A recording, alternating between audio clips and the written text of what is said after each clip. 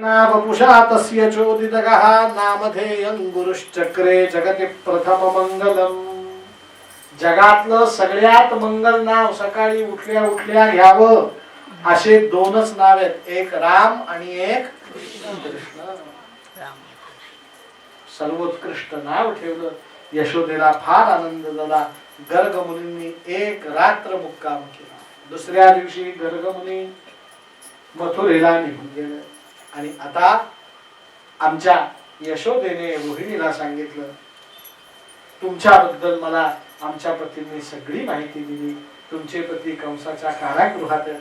ताई एकट्या राहू नका, आमच्याच घरी मुक्कामी थांबा. तुमचं माझं बालक एका वयाचं आहे. दोघं एकमेकाच्या सहवासात राहतील, एकाच ठिकाणी मोठे होतील. आपण दोघांवरती उत्तम संस्कार करू. आमच्या रोहिणीलाही आधार वाटला. म्हणून आजपासून रोहिणी नंद राजाच्या घरी राहू लागली. तुमच्या लक्षात आलं का? पहिल्यापासून कृष्ण बलराम एकत्र नामकरणाच्या वेळेस एकत्र आले आणि हळूहळू हळूहळू काळ पुढे जाऊ लागला. शुकमुनी सांगतात, कालेन ब्रजताल्पेन गोकुले रामकेशवौ जानुभ्याम सह पाणीभ्याम रिंगमाणौ विजग्रदु. हळूहळू दोनही बालक दोन हातांवर दोन गुडघ्यांवर रांगू लागले. रांगता रांगता घरभर फिरू लागले. घरामध्ये इकडच्या वस्तू तिकडे करू लागले. गोकुळामध्ये सगळ्या गोपी भगवंतांच्या त्या बाललीला बघण्यासाठी घरी येऊ लागले. हळूहळू कृष्ण बलराम दोघही जण भिंती धरून चालू लागल्या. भिंती धरून चालता चालता एका खोलीतून दुसऱ्या खोलीत जाऊ लागले.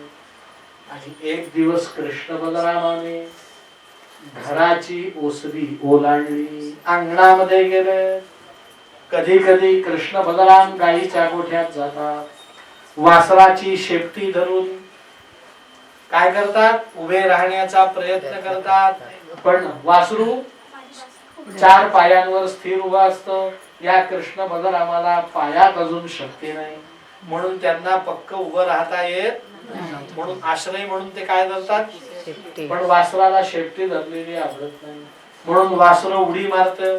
त्याबरोबर कृष्णाने शेपटी धरलेलं वासरू उडी मारून खाली उभं राहिलं की कृष्ण डुबकन खाली बसतो, बलराम डुबकन खाली बसतो. कधी दोघं शेणात पडतात, कधी गोमूत्रात पडतात, कधी मातीत पडतात. हळूहळू ते वासरू असह्य त्रास होतो म्हणून हमरायला लागतं. वासरू हमरायला लागल्यावर गाय हमरायला लागते. मग गाय हमरायला लागल्यावरती कृष्ण बलराम घाबरतात. आई आई आई ओरडू लागतात. आई धावत येते. कृष्ण बलरामाला सकाळी नाऊ माती घातलेलं, तीट लावलेली, टोपरं घातलेलं, पण आता सगळ्या अंगाला काय शेण मूत्र चिखल. यशोदेने कृष्णाला खोट खोट रागवावं. यशोदेने म्हणावं, काय कृष्णा, पंका विसक्त सकला वयवं विलोक्य दामोदरं वदति कोपवशात् यशोदा त्वं सुकरोसि गत जन्मनि पूतनारे इत्युक्तस्तस्मित् मुखो वदतो मुरारे. काळे कृष्णा, चिखलात खेळायला, शेण मातीत लोळायला तू मागच्या जन्मी सुकर म्हणजे डुक्कर होता की काय? कृष्णाने ते ऐकावं, बलरामाकडे बघावं आणि डोळ्यांनी सांगावं, बलरामा बघ, आईने माझा मागचा जन्म बरोबर ओळखला. मागच्या जन्मी भगवंत कोण होते? यज्ञवराह भगवान. भगवंतांनी बलरामाकडे बघावं, आईने मला बरोबर ओळखला. हळूहळू गोपींच्या इथे कुठे धूर केलाय का? उदबत्ती लावली असेल तर तिकडे ठेव. सांगणं अवघड आहे, लांब ठेवा. गोपींचे मुलं होते. यशोदेने सांगितलं, माझ्या मुलांमध्ये खेळायला तुमच्या मुलांना पाठवा. सगळे गोपाळ घरात आले. कृष्ण बलरामाबरोबर खेळू लागले.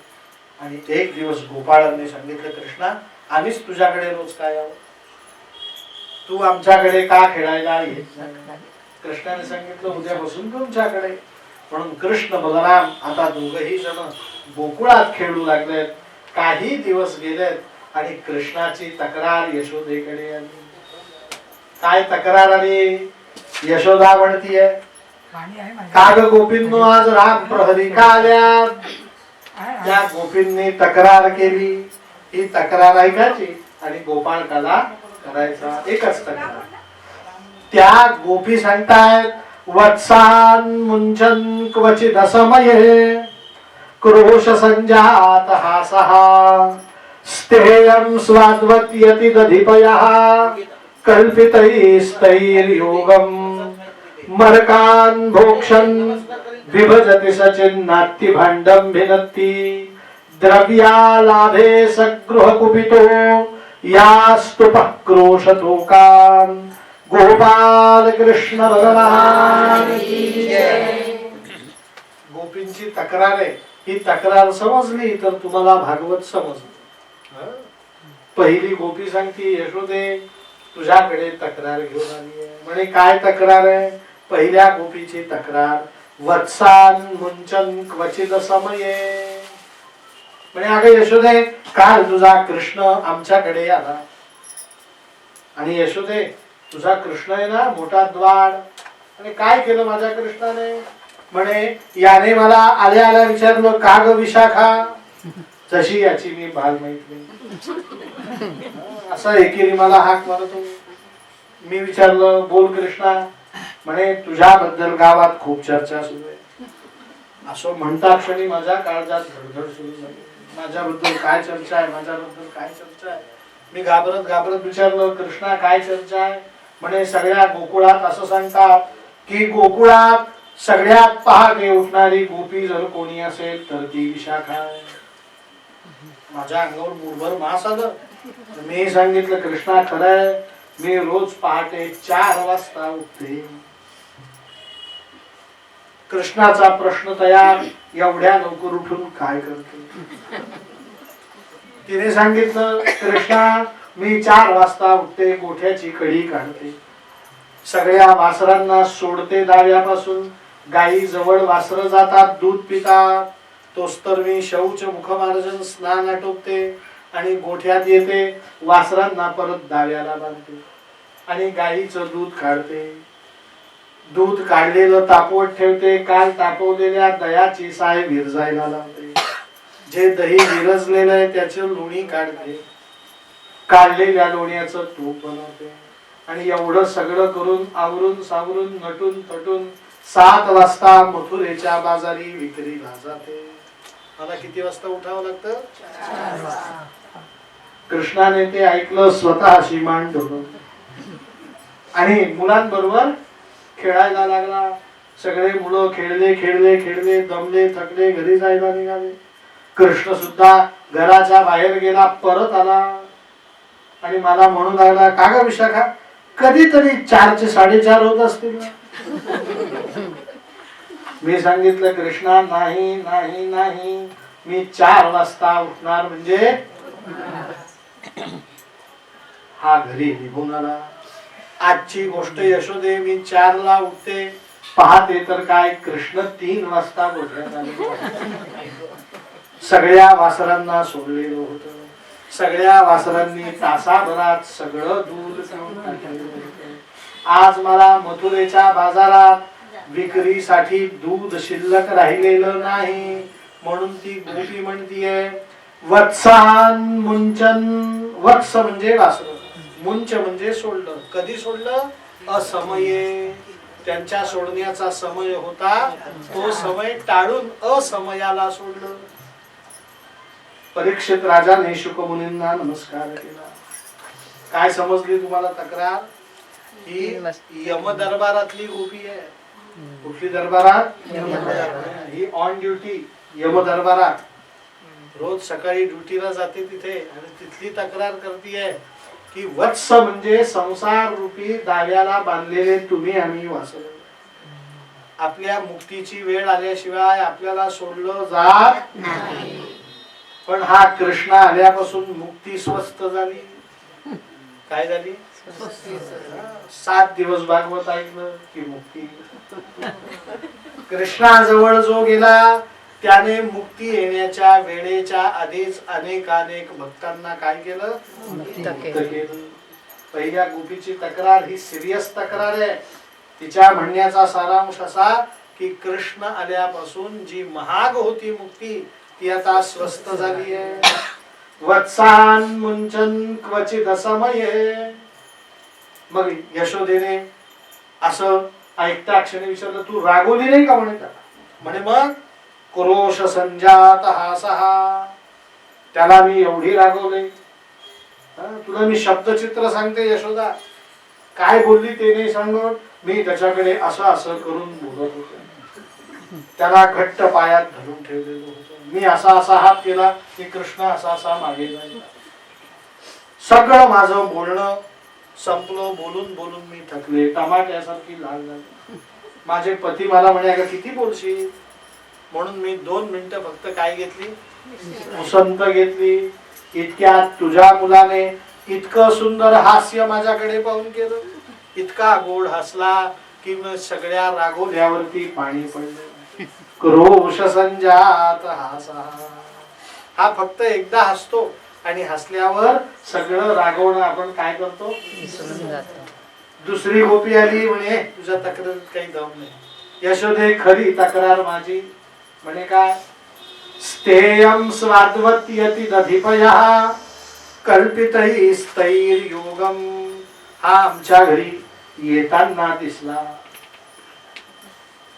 यशोदे अजून हा काळ्यारामाजवळच होता आणि मी मात्र अंगणात होती. याला तिकडून येताना पाहिलं. मी घरात गेली. दुधाच्या पातेल्याजवळ 2 सुना उभ्या केल्या, काठी घेऊन उभ्या केल्या. दयाजवळ 2 मुलं उभे केली. लोण्याजवळ माझे पती मांडी घालून बसले. तुपाजवळ आजूबाजूला घरातले नातवंड पतवंड उभे केले. तरी माझं समाधान झालं. यांना खोलीत मी बंद केलं. बाहेरून कडी घातली. कडी ज्या दरवाजाला घातली त्या उमऱ्यावर मी काठी घेऊन बसली. आता काय प्रश्न आहे? एवढी टाईट सिक्युरिटी Z+ लावलेली, तरी ती सांगतीये हा जसा जसा पाऊल टाकत होता तसं तसं माझ्या काळजात धस्स होत होतो. हा जवळ आला.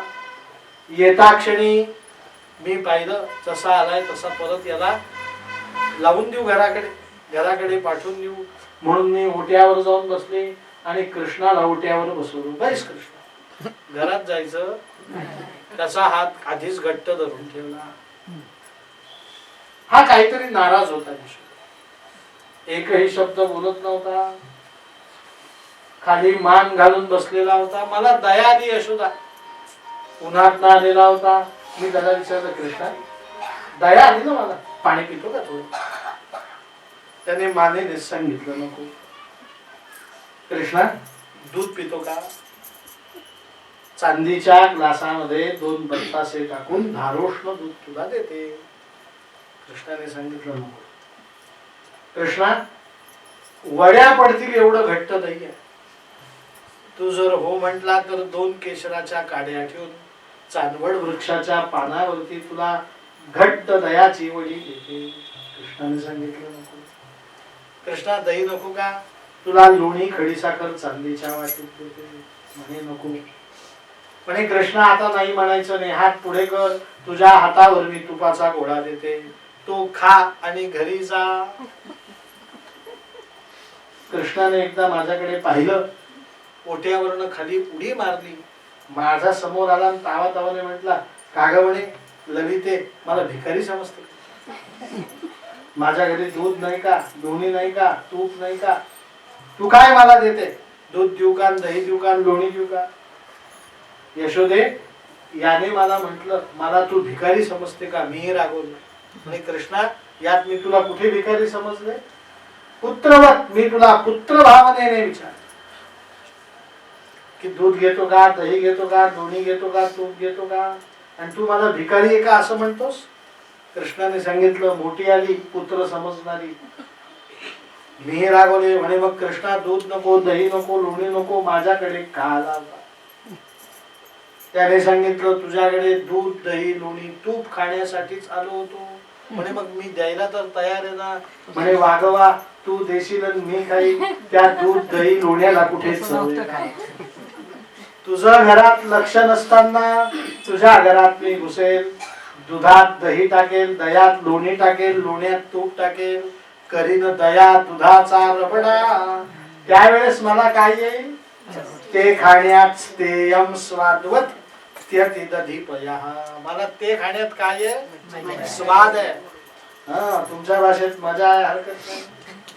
दुसऱ्या गोपीने तक्रार केली, स्तेयम स्वादवत त्यति दधिपयः कल्पितैस्तैर्योगम. ही कोण आहे? ही चित्रगुप्ताच्या कचेरीतली गोपी. ती सांगतीये कृष्णाला तुम्ही देऊ नका. कृष्ण स्वतः येथून चोरी करून घेऊन जातो.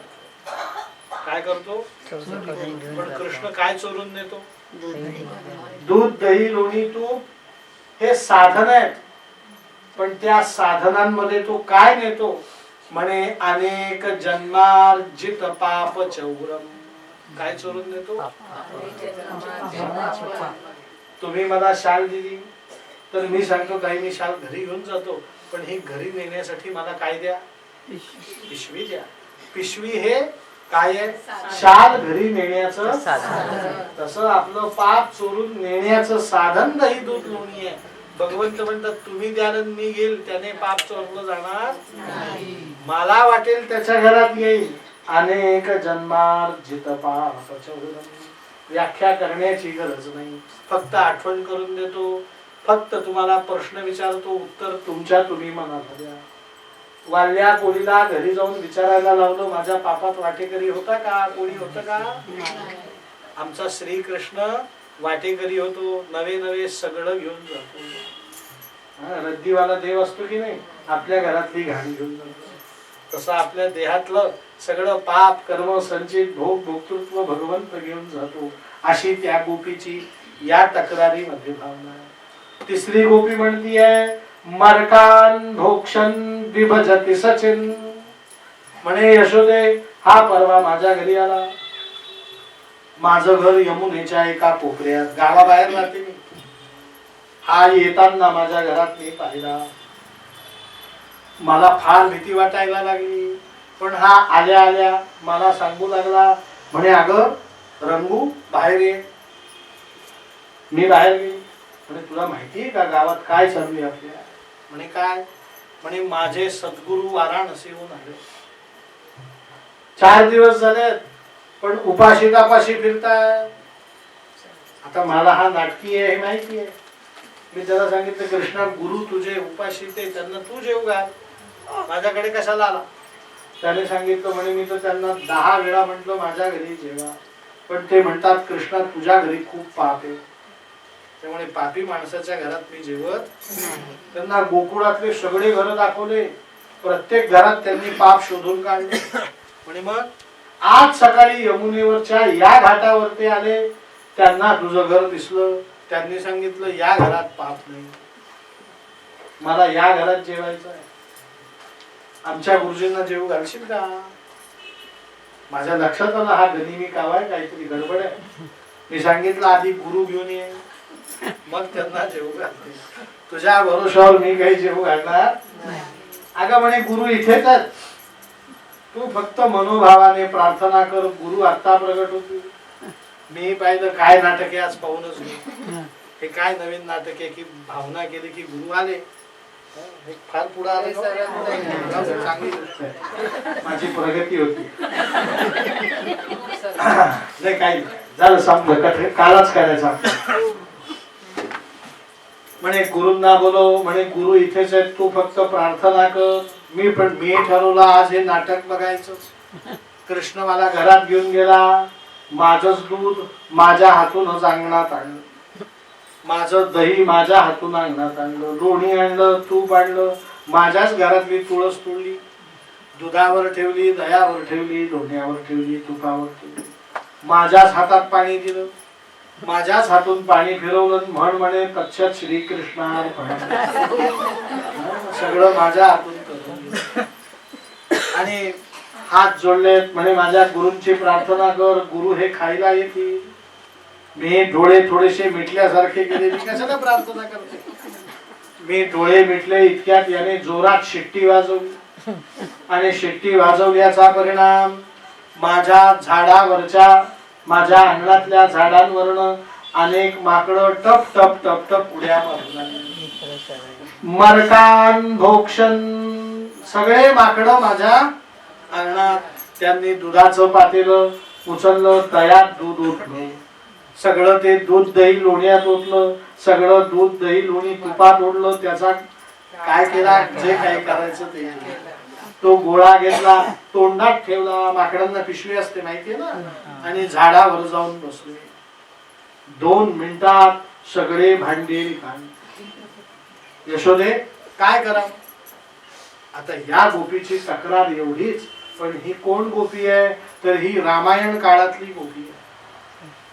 प्रसंग सांगितला की कुंभकर्ण ज्या दिवशी युद्धाला आला त्या दिवशी त्याच्या पायाखाली अनेक वानर चिरडली गेली, जायबंदी झाली. संध्याकाळी सगळ्यांवरती औषधोपचार सुरू झाले. एका तंबूमध्ये सगळे अपघातग्रस्त वानर ठेवलेले. श्रीराम त्या तंबूत गेले, सगळ्या वानरांच्या पाठीवरनं हात फिरवला. या दरवाजातनं आले, त्या दरवाजातनं बाहेर निघाले. इतक्यात एक छोट्याशा वानरांच्या पिल्लाने हात मारली. रामा, माझ्या पाठीवरनं हात फिरवला नाही. लहान का वानर होतं, पिल्लू. श्रीराम त्याच्याकडे गेला. रे हो म्हणे, मी तुला तर विसरलो, खरं तुलाच पाहायला मी आलो. त्याने सांगितलं, रामा तू घाबरू नको, कुंभकर्णाचा उद्या मी वध करेन. कोण म्हणतोय? छोटास वानराचं पिल्लू रामाला म्हणतोय, रामा तू घाबरू नको, कुंभकर्णाचा वध मी करेन. रामाने सांगितलं, मला माहिती आहे कुंभकर्ण तुझ्याच हातून मरणार आहे, फक्त सकाळ होऊ दे, कुंभकर्ण आला की तुला युद्धाला मी पाठवतो. त्याने रामाचा हात घट्ट हातात धरला. सांगितलं, रामा कुंभकर्णाला मी उद्या मारणार आहे, पण आज मला भूक लागली आहे. मारेन कधी मी? पण आज काय? आणि रामाच्या डोळ्यातनं अश्रू आले. राम स्वतः 14 वर्ष काय करत होता? फलमूलाशिन उदांतौ तापसौ ब्रह्मचारिणौ. स्वतः फळ मुळ कंद मुळ खात होता आणि याला अन्न पाहिजे होतं, कुठून देणार? सुग्रीवाला हात मारली. सांगितलं, सुग्रीवा या वानराला पोट भरून अन्न द्या. सगळ्या वानरांकडे पाहून आता श्रीरामचंद्र सांगतात, या जन्मात 3 मर्यादा आहेत, पुढच्या जन्मात एकही मर्यादा मी ठेवणार नाही. पुढच्या वर्षी गोकुळात या, जेवण देईन, पंचपक्वान्न खाऊ घालेन, दूध दही लोणी तुपाशिवाय काहीही खाऊ घालणार नाही. श्री रामचंद्रांनी त्या वानरांना वचन दिलं, कृष्ण जन्मात ते पालन केलं. ही तक्रार त्या गोपीची. मरकान भोक्षण विभजती सचिन नाट्य भांडम निरंती. एका गोपीने तक्रार केली, कृष्णाच्या भीतीने आमच्या घरातले माझ्या सासूबाईंच्या सासूबाईंच्या सासूबाईंच्या सासूबाईंच्या काळातले काळे काळे मडके दुधाने दह्याने भरलेले टांगून ठेवलेले होते शिंके, ते कृष्णाने काय केले? भांडम भिनती, फोडून टाकले. आणि यशोदे सिरियस तक्रार, द्रव्या लाभे सगृह कुपितो. हा घर फोडायला शिकलाय. घरात कडी तोडून, कड्या तोडून, दरवाजे फोडून घरात शिरतो. द्रव्या लाभे सगृह कुपितो या अस्तु क्रोशतो. सांग यशोदे काय करायचं? एक गोपी म्हणती, एक गुढीपाडव्याचा दिवस, मी जातील एक ब्राह्मण. सकाळी सकाळी सुंदर मी नाहीली आहे. माझ्या नवऱ्याने हौशीने मला नवरंगाचा शालू घेऊन दिलेला. सकाळी मी तो शालू नेसला, सगळे दाग दागिने अंगावरती घातले आणि आमच्या मालकांना अभ्यंग स्नान घातले. हे लोटणं लावून गुढीपाडव्याचा दिवस चांदीचे उपकरणे घेऊन पूजेचं साहित्य काढले. आमच्या पतिराजांनी सांगितलं, आज गुढीपाडवा आहे, श्रीखंडपुरीचा नैवेद्य. मी विचार केला, आपले पतिदेव आता 4 तास पूजा करणार, निश्चिंत आहे. आपल्याला स्वयंपाकाला काय अर्धा तास फोडण्या तर द्यायच्या. म्हणून मी हाती घेऊन रंगवल्लिका रांगोळीची पेटी घेतली ज्याच्यात नवरंग होते आणि दरवाजाच्या बाहेर येऊन राम प्रहरी दरवाजाच्या या बाजूने एक मोर, दरवाजाच्या या बाजूने एक मोर आणि त्याच्यामध्ये अनेकानेक रंग भरले. 2 पायांवर बसून रांगोळी काढली. 2-2.5 तास खपले मी. शेवटी पायांना रग आली पण रांगोळी काढणं मी उठले आणि असं कौतुक करून रांगोळी काढली. इतक्यात काय केलं तुझ्या मुलाने? अष्टदल काढिता अंगणी वरी मुते चक्रपाणी. झाडावर उभं राहून माझ्या रांगोळीवरती काय सोडली? धार सोडली. यशोदे काय तक्रार करायची? एका गोपीने तक्रार केली. शिंकेची फोडितो मडकेची तोडितो करीतो दया दुधाचा रबडा. यशोदे या तक्रारी न्यायच्या कुठे? यशोदेने पहिल्यांदा दुर्लक्ष केलं. दुसऱ्यांदा कृष्णाला रागवलं तर कृष्णाने सांगितलं आई याच गोपी माझं तुझं प्रेम त्यांना पाहवत नाही म्हणून माझी तक्रार घेऊन तुझ्याकडे येतात. पण हळूहळू यशोदेच्या लक्षात आलं की या गोपी खोटं बोलणार म्हणून नंद राजाच्या कानावर घातलं. नंद राजाने उपाय सांगितला. याचा अर्थ यशोदे कृष्णाला आता शाळेत पाठवलं पाहिजे. काय करतो? खोड्या करतो. एका शुभ मुहूर्तावरती ब्राह्मणांना घरी बोलवलं. कृष्णाच्या मित्रांना घरी बोलवलं. कृष्ण बलराम त्याचे सगळे सवंगडी यांच्या हातून शुभ मुहूर्तावरती गाय वासराची पूजा करतो. त्या शुभ मुहूर्तावरती प्रत्येकाला कृष्ण बलरामा समवेत प्रत्येकाला नंद राजाने एक एक पावा दिला. बासरी एक एक घोंगडी दिली, एक एक काठी दिली, एक एक गलोर दिली आणि सांगितलं कृष्णा उद्यापासून गोचारण करायचं. पण तुम्ही वयाने लहान आहात. तुम्हाला गाय चरायला घेऊन जाणं झेपणार म्हणून 2 गोपाळ मिळून 1 वासरू उद्यापासून चरायला घेऊन जायचं. गोपाळ किती? 2 तर वासरू किती? 1.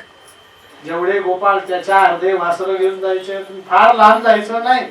घराजवळ यमुनेच्या तीरावरती जायचं आणि गोचारण करायचं. उद्यापासून शिक्षण सुरू. नंदराजाने सूचना दिल्या. यमुनेच्या तीरावर गेलं की वासरांच्या पाठीमागे फिरायचं. त्यांना पोटभर चरू द्यायचं. ते आता चरून झाल्या की सावलीला जाऊन बसतील. तोपर्यंत तुम्ही शरीरातनं घाम येईपर्यंत कबड्डी हुतुतू हमामा असे खेळ खेळायचे आणि दुपारी 12 वाजता घामाने निथळलेले तुम्ही सगळे जण यमुनेवरती स्नान करायचं. उद्यापासून शिदोरी घेऊन यायची. गाईचं पोट भरलं त्या रवंथ करू लागल्या की तुम्ही सावलीला जेवायचं. हास्य विनोद करायचे. भोजनोत्तर एकमेकाशी चर्चा करायची आणि संध्याकाळ झाली की सगळे वासरू घरी घेऊन यायचे. दुसऱ्या दिवशी सगळे जण आपापल्या घरून शिदोरी घेऊन आले आणि राम प्रहरी यमुनेच्या तीरावरती गेले. दमेपर्यंत घाम येईपर्यंत खेळले. सगळे गोपाळ दमून दमून थकले. कृष्णा जवळ गेले आणि कृष्णाला हात जोडून म्हणू लागले तुम्ही सुद्धा म्हणा. सगळे गोपाळ तुम्ही जीवनात थकले दमले श्रमले की नाही? मग सगळ्यांनी म्हणा खांदी भार पोटी भूक काय खेळा वयाचे सुख. या 2 ओळींचा अर्थ आहे का? प्रत्येकाच्या खांद्यावरती संसाराचा भार आहे. पोटामध्ये भगवत प्राप्तीची भूक आहे आणि कितीही भूक असली कितीही अंगावरती संसार असला तरी रोज सगळं समजून सुद्धा तोच संसार करावा लागतो. काय खेळा वयाचे सुख. आपला संसार कसा आहे? रोज तोच.